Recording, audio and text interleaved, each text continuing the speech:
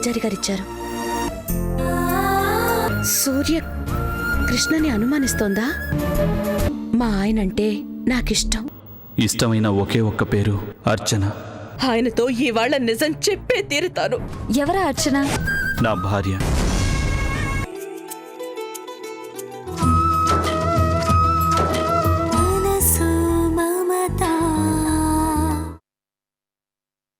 నా భార్య నాకు దూరమైపోయింది.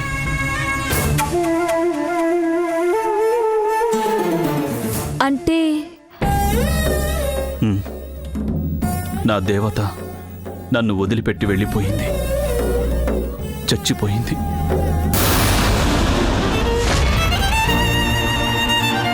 నా అర్చన చచ్చిపోయింది.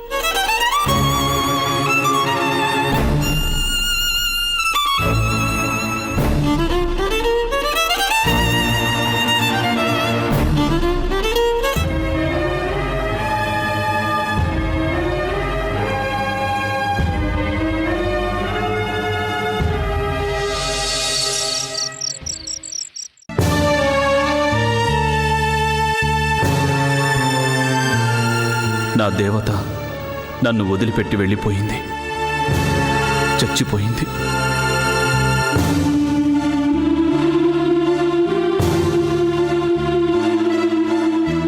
నా అర్చన చచ్చిపోయింది. నా అర్చన చచ్చిపోయింది, చచ్చిపోయింది, చచ్చిపోయింది, చచ్చిపోయింది, చచ్చిపోయింది.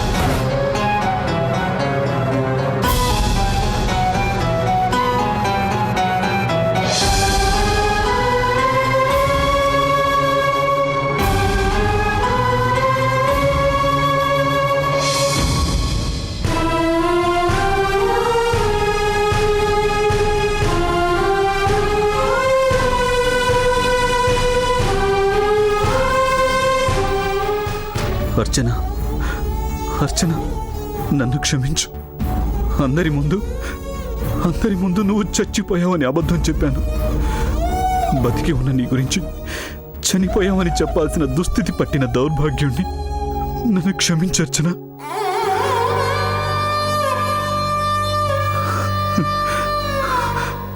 ఆ మాట చెప్పిన క్షణంలోనే నేను చచ్చిపోయాను. ఇప్పుడు నేను ప్రాణాలతో ఉన్న శవాన్ని, జీవోత్సవాన్ని.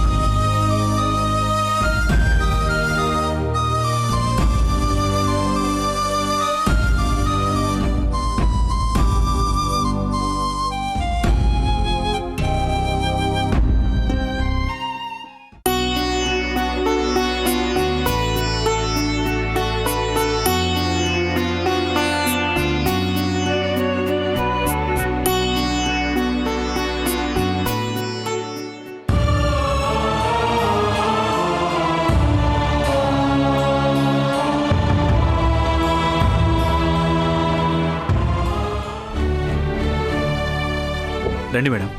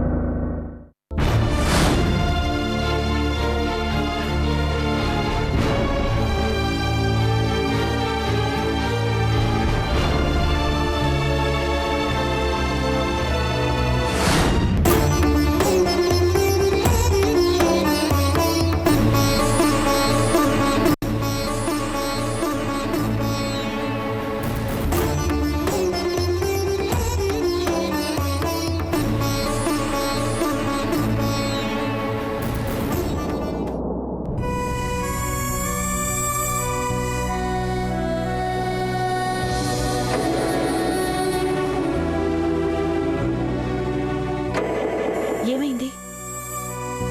చూస్తాను మేడం.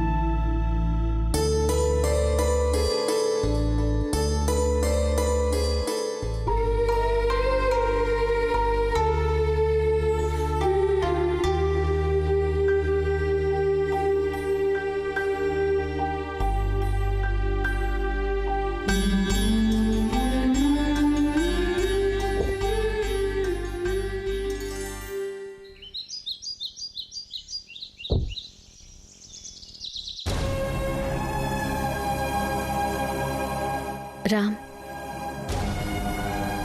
మీ అర్చన మీ ప్రాణం అన్నారు. చాలా సంతోషించాను. కానీ మీ భార్య చనిపోయిందని చెప్పారు. అందుకు చాలా బాధపడుతున్నాను.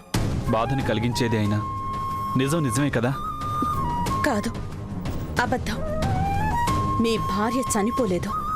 మీరు కావాలనే అబద్ధం చెప్పారు. నో, నేను నిజమే చెప్పాను. నా అర్చన ఈ లోకంలో లేదు. ఉంది. మీ భార్య బ్రతికే ఉంది. మీకెలా తెలుసు? ఎలా తెలిస్తాయే? నిజమా కాదా చెప్పండి. నా అర్చన ఈ లోకంలో లేదు. ఉంది. లేదు. ఉంది ఉంది ఉంది. మీ భార్య బ్రతికే ఉంది. మీకెలా తెలుసు? ఎలాగంటే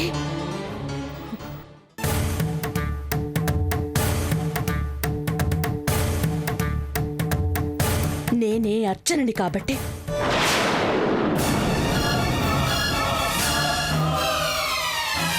కొన్ని విధిలేని పరిస్థితుల్లో గాయత్రీదేవిగా మారాను కాబట్టి. మేడం, కాదండి, నేను మేడంని కాదు, మీ అర్చనని, మీ భార్యని. ప్లాస్టిక్ సర్జరీతో మారిపోయిన ఈ రూపంతో మీ కళ్ళ ముందే ఉండి కూడా నిజం చెప్పుకోలేని దౌర్భాగ్యురాలనండి.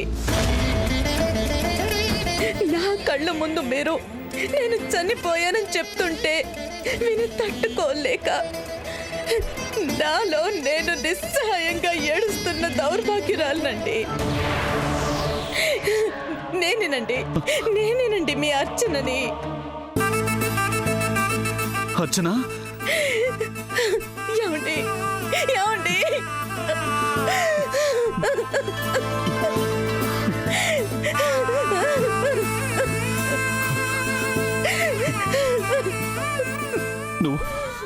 నువ్వు అవునండి. ఎన్నాళ్ళు మీరు నా కళ్ళ ముందు ఉండి కూడా మీరే నా భర్తని చెప్పుకోలేని నిస్సహాయ స్థితిలో ఎంత సంఘర్షణ అనుభవించానో, ఎన్ని నిద్రలేని రాత్రులు గడిపానో నాకు మాత్రమే తెలుసండి. అర్చన, నువ్వు నిజంగా నువ్వేనా? మీకు జ్వరం వచ్చినప్పుడు మీకు కనిపించకుండా సేవలు చేసింది, మీరు గాయపడ్డారని తెలిసి ఆదిత్య సంవత్సరికం నాడు కన్నీటితో పరిగెత్తుకొచ్చింది మీ అర్చనేనండి. అర్చన, నిన్ను ఇన్నాళ్ళు నా కళ్ళ ముందే ఉన్నా కూడా గతం గుర్తులేని నాడు అర్చనగా నా రూపం నాకు గుర్తుంది. రూపం మారిపోయాక నా గతం గుర్తుకొచ్చింది. ఆ దేవుడు నాకు అడుగడుగున అగ్ని పరీక్షలు పెడుతూనే ఉన్నాడండి. చాలా అర్చన, నువ్వు ఇంకేం చెప్పొద్దు.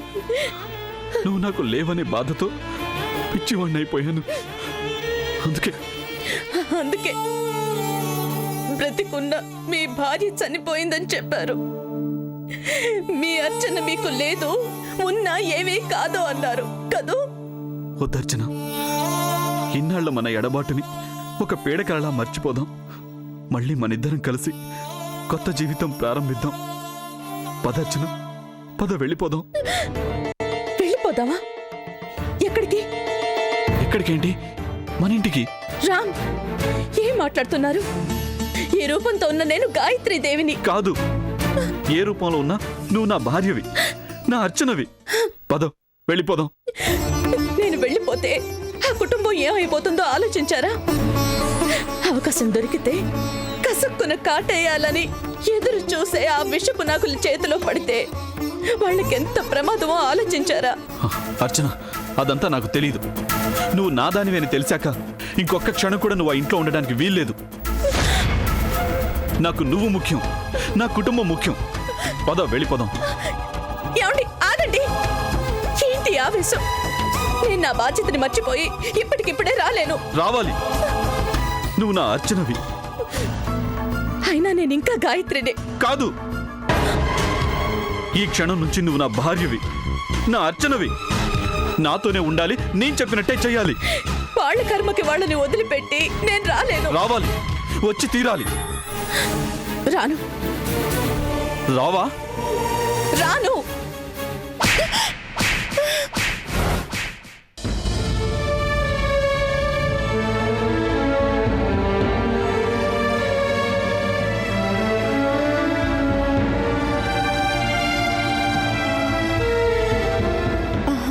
చెప్పకూడదు. నేనే అర్చన్య అనే నిజం చెప్తే ఆయన ఒక్క క్షణం కూడా నన్ను గాయత్రిగా ఉండనివ్వరు. వెంటనే తీసుకెళ్ళిపోతారు. ఏ కర్తవ్యాన్ని నిర్వర్తించడానికైతే నేను ఈ రూపంలోకి మారానో ఆ బాధ్యతని పూర్తి చేయకుండానే వెళ్ళిపోవాల్సి వస్తుంది. అందుకే చెప్పకూడదు. చెప్పను.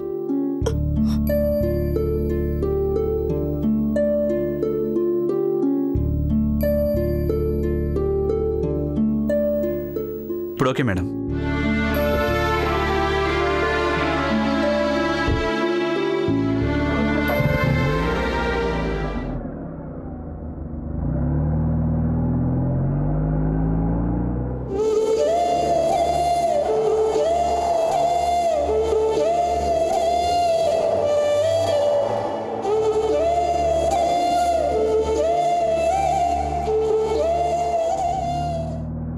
ఎందుకు అబద్ధం చెప్పారు? మీ అర్చన చనిపోయిందని ఎందుకు అబద్ధం చెప్పారు? ఆ సంగతి మీకు. కొన్ని నిజాల్ని అబద్ధాలుగా చెప్తే క్షణాల్లో తెలిసిపోతుంది. మీ కళ్ళల్లో బాధని, మీ గొంతులో వణుకుని, మీ మాటల్లో తడబాటం చూసినప్పుడే అనుకున్నాను మీరు అబద్ధం చెప్తున్నారు అని. ఇప్పటికైనా నిజం చెప్పండి. అర్చన, మీ అర్చన నిజంగానే చచ్చిపోయిందా? అవును, నా అర్చన చచ్చిపోయింది. నా భార్యగా చచ్చిపోయి మరొకరి భార్యగా మారిపోయింది. ఇప్పుడు తనున్నా నాకు లేనట్టే, ఏమీ కానట్టే అని మీకు మీరే నిర్ణయించేసుకున్నారా? మీరనుకుంటున్నది నిజమో కాదో నిర్ధారణ కాకముందే? లేదు మేడం, అనుమానం అయితేనే నిర్ధారణ కావాలి. కానీ ఇది నిజం, పచ్చి నిజం. నిరూపణ అయినప్పుడే దాన్ని నిజం అంటారు. అసలు ఆ పెళ్లి జరిగిందో లేదో అవసరం లేదు. ఎందుకంటే తను నా భార్య అని తెలియని స్థితిలో ఆ పెళ్లికి ఏర్పాట్లు చేయించిన దౌర్భాగ్యుణ్ణి నేనే. అగ్ని సాక్షిగా నేను తాళి కట్టిన నా భార్య అదే అగ్ని సాక్షిగా వేద మంత్రాల మధ్య మరో మగాడికి భార్యగా మారిపోతుంటే నిస్సహాయంగా చూస్తూ ఉండిపోయిన శాపగ్రస్తుణ్ణి మేడం.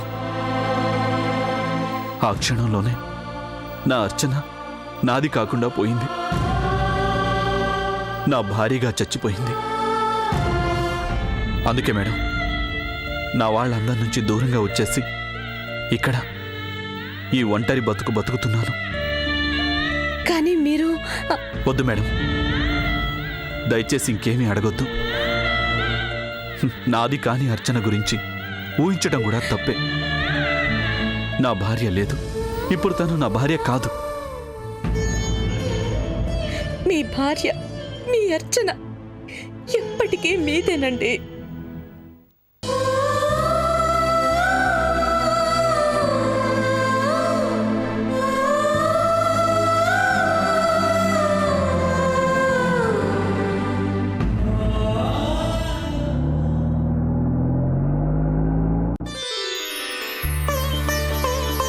అమ్మా అమ్మా అమ్మా, నోరు తెరు.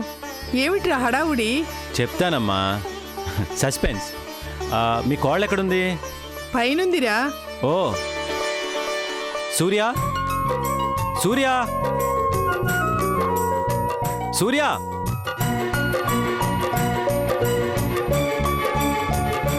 సూర్య, హాయ్ సూర్య. కొత్త వెంచర్ సూపర్ సక్సెస్. లాభం ఎంత తెలుసా? 10 lakhs. అందుకే ఈ స్వీట్స్. నోరు తెరు, నోరు తెరు. అక్కడ పెట్టండి. ఏమైంది సూర్య? నేను గెలిపి సాధిస్తే నీకు సంతోషంగా లేదా? సంతోషం సంతోషం స్వీట్లలోనూ నవ్వుల్లోనూ ఉండదండి, గుండెల్లో ఉండాలి. అంటే ఒక భర్తగా మీరు మీ భార్యకి గౌరవం విలువ ఇవ్వనప్పుడు నేను సంతోషంగా ఉంటానని ఎలా అనుకుంటున్నారు? సూర్య ప్లీజ్, ఎంతో హ్యాపీ మూడ్లో వచ్చాను. నీ మాటలతో నన్ను డిస్టర్బ్ చేయకు. మీ మగవాళ్ళందరూ ఇంతే. మీ స్వార్థం, మీ సుఖం, మీ సంతోషం, అంతేగా? భార్యకి ఏమైందో కూడా పట్టించుకోరు. సూర్య, నీతో ఆర్గ్యూ చేసేంత టైం లేదు నాకు. నేను అర్జెంటుగా బయటకు వెళ్ళాలి. వెళ్ళండి. నాతో చెప్పడం దేనికి? చెప్పడం నా ధర్మం కాబట్టి చెప్తున్నాను. అబ్బో, ధర్మం ఇదెప్పటి నుంచో? సూర్య, అసలు నీకేమైంది వాళ్ళ? పిచ్చి పట్టింది చాలా. చూడు, నీ మూడ్ బాగున్నట్లేదు. రిలాక్స్. మా ఫ్రెండ్స్ పార్టీ ఇస్తున్నారు. నేను వచ్చేసరికి కొంచెం లేట్ అవుతుంది. పార్టీలు జల్సాలు చేసుకోండి, ఎవరొద్దన్నారు? నిన్ను చా ఎంతో సంతోషంగా వస్తే మొత్తం నాశనం చేశావు. మీరు చేసిన దాని ముందు నేను చేసింది ఎంతలేండి. ఏం చేశాను? ఏం చేశాను? ఏం చేశారో ఏం చేస్తున్నారో కూడా మీకు తెలీదా? చూడు, ఏవేవో ఊహించుకొని అనవసరంగా నువ్వు బాధపడి నన్ను బాధ పెట్టకు. అబ్బో, మీకు బాధ అనేది కూడా తెలుసా? నిన్ను నీ సంగతి ఇప్పుడు కాదు, పార్టీ నుంచి వచ్చాక అప్పుడు చెప్తాను. ఏం చెప్పక్కర్లేదు. మీరు చెప్పవలసింది నేను వినవలసింది ఏమీ లేదు. చా ఛీ!